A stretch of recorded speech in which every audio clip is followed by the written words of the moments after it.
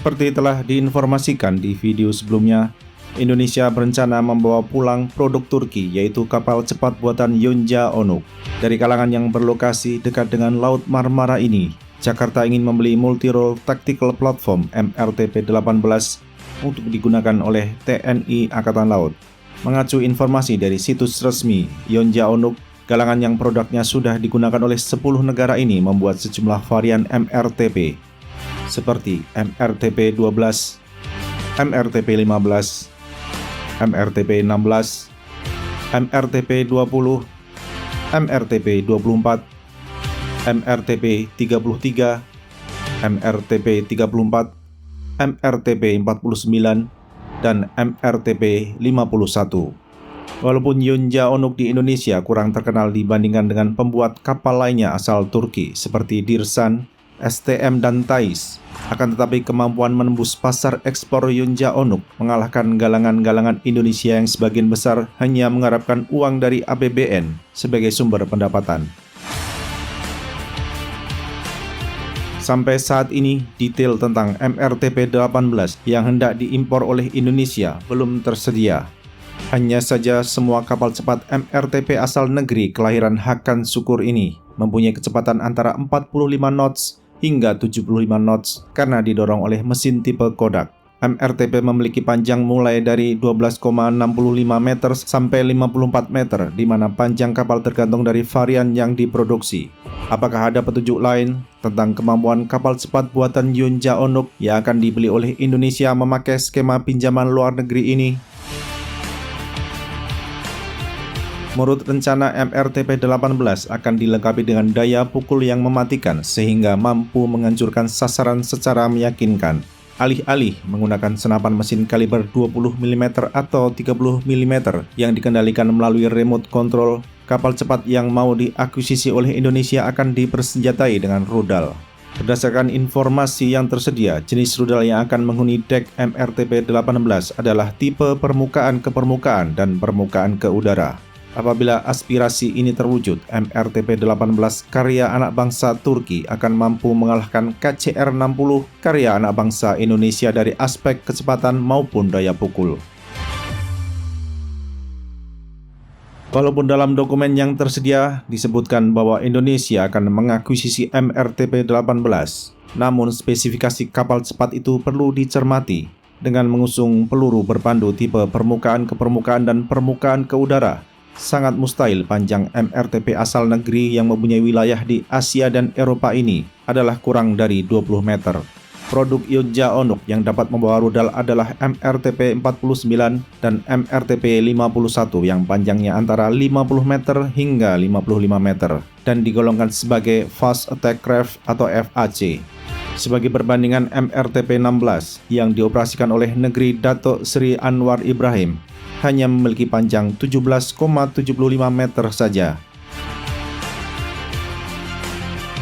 Sehingga nyaris tidak ada ruang yang tersedia bagi kapal cepat dengan panjang sekitar 20 meter untuk mengakomodasi peluncur dua jenis rudal yang berbeda, apalagi mengakomodasi rudal-rudal itu sendiri.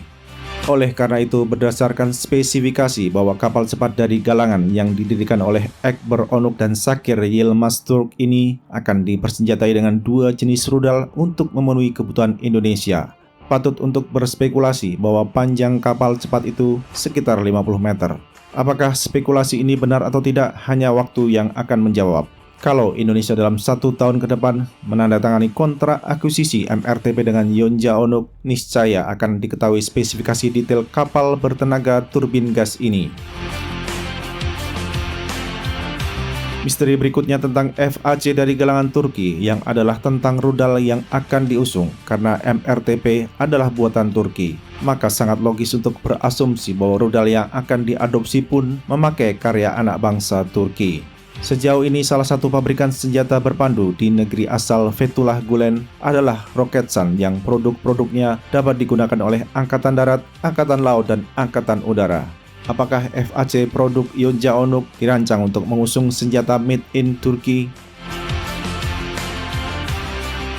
Menurut laman resmi Yonja-onuk, rudal permukaan ke permukaan yang dapat digendong oleh MRTP mencakup Harpoon buatan Boeing, C-705 karya CPM IEC, Exocet MM-40 dan Marte Mk2 produksi MBDA. Belum jelas apakah rudal made in Turki, yaitu Atmaja, juga dapat diadopsi oleh kapal cepat ini atau tidak. Secara teori, rudal Atmaja yang mempunyai berat warhead 220 kg bisa dipasang di MRTP versi FAC. Karena rudal itu dari aspek berat dan dimensi tidak jauh berbeda dengan rudal karya anak bangsa Amerika Serikat dan made in France.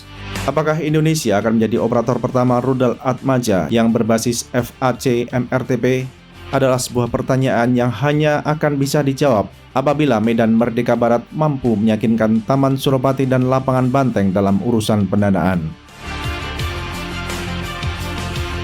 Yonja-onuk merancang pula agar kapal cepat buatannya mampu menghancurkan ancaman serangan ke udara. Pada MRTP varian FAC, kapal bermesin tipe Kodak ini dapat dilengkapi dengan rudal permukaan ke udara buatan Aselsan. Firma yang berbasis di Ankara ini memegang 15% kepemilikan saham di Roketsan, dan Bora Automated Missile Launching System adalah produk Aselsan yang didesain dipasang di dek MRTP. Bora Automated Missile Launching System oleh perusahaan yang didirikan pada 1975 ini dapat diisi dengan rudal Stinger sebagai senjata anti pesawat udara. Masih menjadi misteri apakah rudal permukaan ke udara yang akan diadopsi oleh MRTP untuk Indonesia akan memakai produk Aselsan atau tidak. Mengingat bahwa Aselsan hanya memproduksi sistem peluncur rudal saja, maka turut menjadi misteri pula rudal apakah yang akan mengisi Bora. Apakah rudal Stinger karya Raytheon atau rudal lainnya? Sebagai contoh, Sungur Air Defense Missile System buatan Roketsan dapat menjadi salah satu alternatif senjata MRTP varian FAC. Telah berulang kali dikemukakan sebelumnya, sejumlah pertanyaan menggantung tentang MRTP-18 yang akan diakuisisi oleh Indonesia akan bisa dijawab apabila Kementerian Pertahanan telah menandatangani kontrak pembelian Yonja-onuk. Jalan menuju penandatangan kontrak masih panjang. Akan tetapi nasib MRTP-18 jauh lebih baik daripada fregat Frame yang sudah mempunyai kontrak. Walaupun baru diusulkan tahun 2022, akan tetapi kapal cepat made in Turki itu telah diadopsi dalam Blue Book edisi terakhir. Begitu pula dengan pengadaan rudal permukaan ke permukaan dan permukaan ke udara. Sehingga nasib baik atau nasib sial kapal ini sekarang tergantung kebijakan Taman Suropati dan Lapangan Banteng. Apakah akan tercatat dalam Green Book dan menerima penetapan sumber pembiayaan atau tidak? Nah, sobat semua, berikan pendapat Anda di kolom komentar.